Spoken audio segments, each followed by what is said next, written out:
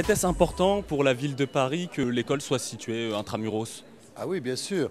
Mais l'école d'ingénieurs de la ville de Paris, c'est une institution qui n'est pas récente. Simplement, nous avons voulu, avec mon adjoint Jean-Louis Missica, la mettre justement dans le temps présent.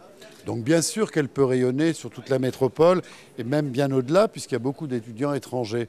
Mais c'est une institution de la ville de Paris. Il y a un état d'esprit qui doit être maintenu, même si on a l'intention d'être tout à fait ouvert au monde et surtout au temps présent.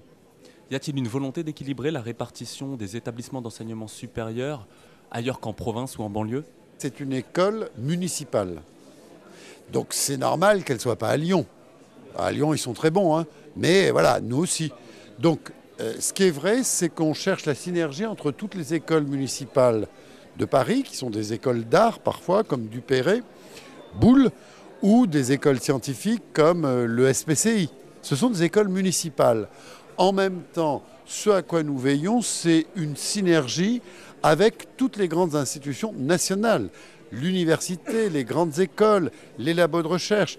Et tout ça doit essayer de converger et d'avoir une certaine harmonie. Alors c'est vrai qu'il ne faut pas tout concentrer dans le quartier latin ou à Paris-Rive-Gauche.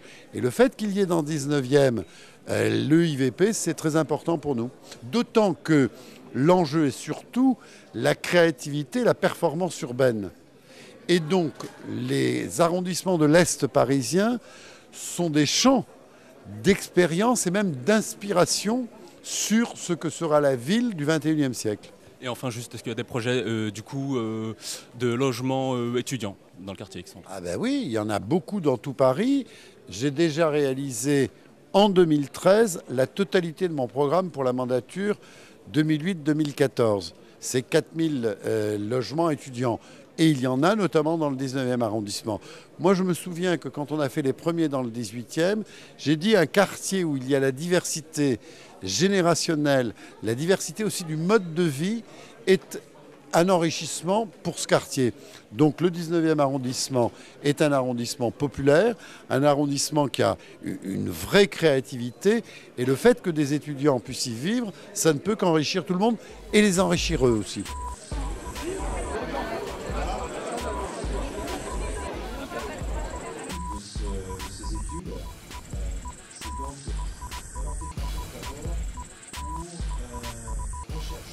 Pourquoi vous êtes-vous positionné sur cette réhabilitation? Et effectivement, c'était un pari un petit peu risqué, mais on a une grande habitude de la restructuration.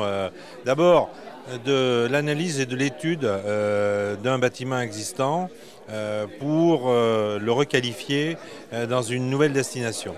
Donc nous avons fait un certain nombre d'opérations à Paris et un certain nombre d'écoles. Donc nous avons naturellement, avec les équipes, trouvé les bonnes solutions pour accueillir une école sur ce lieu. Et c'est pour ça que l'école des ingénieurs de la ville de Paris a été tout de suite séduite par le projet qu'on lui proposait et le montage qu'on leur proposait. Voilà. Y a-t-il d'autres projets de ce type dans la capitale? Celui d'une école d'avocats a été évoqué? Alors, ce n'est pas une école d'avocats, mais c'est l'école HEAD, c'est-à-dire Hautes Écoles appliquées au droit, donc que nous venons de livrer rue Lafayette sur un très beau bâtiment. Pour Pitch Promotion, quels sont actuellement les projets en cours de réalisation? Alors plusieurs projets à Paris. Nous allons livrer au mois de juin la réhabilitation, restructuration lourde d'un immeuble assez important, immeuble mixte, bureau, commerce, donc boulevard des Italiens, qu'on appelle le Rossini. Nous allons lancer quelques grandes opérations de logement dans le 15e, dans le 6e arrondissement. Et puis nous avons un gros projet sur lequel nous avons obtenu des autorisations de construire pour un ensemble de 10 000 m² dans le 15e arrondissement pour la réalisation d'un ensemble, un EHPAD et des logements sociaux.